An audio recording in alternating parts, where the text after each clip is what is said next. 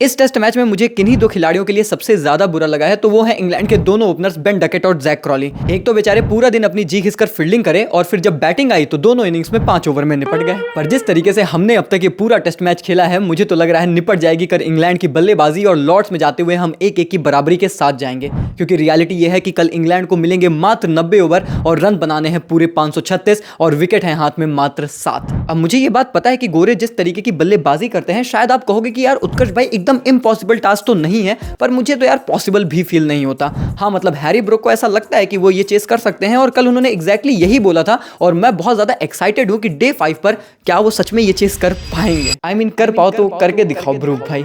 और हम यहां तक इसीलिए पहुंचे हैं क्योंकि डे 4 पे हमारे सुपरस्टार रहे हैं शुभमन गिल और फिर से आकाशदीप। शुभमन गिल ने लिटरली इस टेस्ट मैच में कुछ ऐसे रिकॉर्ड्स बनाए हैं जो टेस्ट क्रिकेट की पूरी हिस्ट्री को रीराइट कर रहे हैं। वो 9वें बल्लेबाज बने हैं जिन्होंने एक ही मैच में डबल 100 और 100 लगाया। 5वें बल्लेबाज हिस्ट्री में बने हैं जिन्होंने 400 रन एक टेस्ट मैच में जड़ा और इनफैक्ट इंडियन के तौर पर हाईएस्ट एवर टेस्ट स्कोर उन्होंने बना दिया है। इनफैक्ट 430 रनों के साथ वो टेस्ट क्रिकेट के इतिहास में दुनिया के दूसरे ऐसे बल्लेबाज हैं जिन्होंने सबसे ज्यादा रन एक टेस्ट मैच में बनाया और एक भारतीय खिलाड़ी के तौर पर सबसे ज्यादा। और मुझे ये बात बहुत अच्छे से पता है कि अब भी कुछ ऐसे हेटर्स हैं जो कह रहे हैं अरे भाई फ्लैट ट्रैक है इसीलिए बना दिया, सब बना दे रहे हैं, कौन सी बड़ी बात है। मैं बस उनसे इतना कहना चाहता हूं कि क्या आपको यह पता है कि जो रूट नंबर 1 टेस्ट बल्लेबाज हैं और उनकी 4 पारियों मिलाकर कुल 109 रन है इस टेस्ट सीरीज में, वहीं पर शुभमन गिल ने 4 पारियों में 580 रन बनाए हैं। कितनी भी फ्लैट पिच हो पर भाई इतने रन बनाना मात्र 2 टेस्ट मुकाबलों में, it's not a cup of cake. भाई इस बंदे ने जितने रन्स बना दिए ना, लोग इतने एक साल में नहीं बनाते, इस बंदे ने लिटरली 4 इनिंग्स में बना दिए। मतलब सच में बंदा ऐसे क्रिकेट खेल रहा है कि अगर इससे जाकर बोलो कि अरे भाई क्रिकेट खेलनी है, शतक मारना है, तो कहता है अभी करके देता हूं। और इसीलिए इस प्रिंस की तारीफ करने कोई और नहीं बल्कि खुद किंग आए और उन्होंने सोशल मीडिया पर पोस्ट किया। याद रहे कि विराट कोहली हाल फिलहाल में सोशल मीडिया से बहुत इनएक्टिव रहते हैं,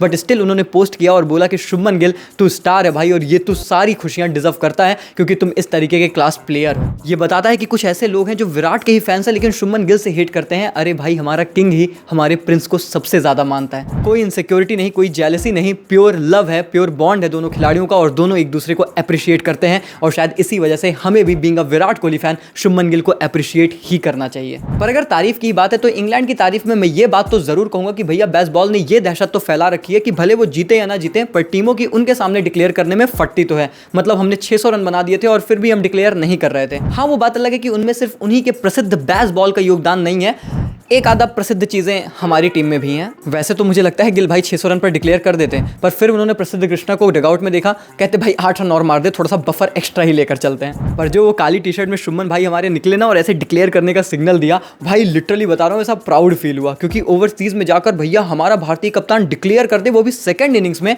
ये बहुत रेयर सीन होता है। पर हमारे शुभमन भाई के इस एरा में ये चीज हमें दूसरे टेस्ट मुकाबले में ही देखने को मिल गई। वैसे मिली तो आकाशदीप को वो स्विंग भी है जिसकी तलाश इंग्लैंड की गली लेवल गेंदबाज ने भी खूब की।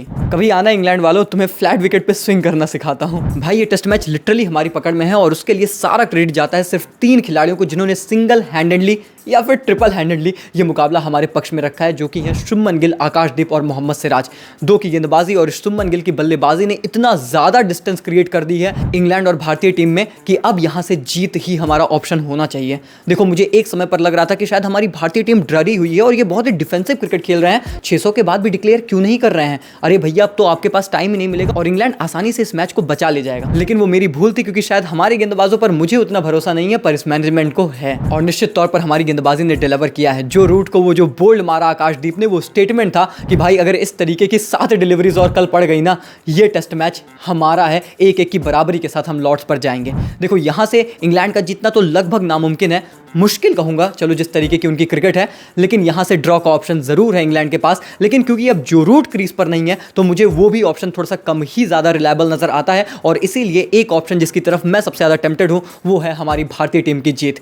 और डेफिनेटली अब तो यहां से मैच जीतना चाहिए क्योंकि अगर नहीं जीते ना तो ये बहुत बड़ी हार होगी हमारे लिए। तो भैया मैं तो पूरी तरीके से होप कर रहा हूं कि भारतीय टीम इस मुकाबले को जीत के लॉर्ड्स में 1-1 की बराबरी के साथ जाएंगे और फिर इस टेस्ट सीरीज को हम जिंदा रख पाएंगे। बाकी आपको क्या लगता है कि क्या हिस्टोरिक चेज इंग्लैंड कर सकता है या फिर भारतीय टीम इसे जीत रहा है या फिर ड्रॉ का भी ऑप्शन खुला हुआ है? क्या है आपके प्रेडिक्शंस? मुझे कमेंट्स में बताओ, टेलीग्राम पर आओ, वहां पर मैं भी बहुत सारी प्रेडिक्शंस करता रहता हूं मैच को लेकर, तो आप लोगों को भी काफी कुछ मिलता रहेगा। बाकी मिलते हैं तब तक के लिए, take care, good bye, thank you so much.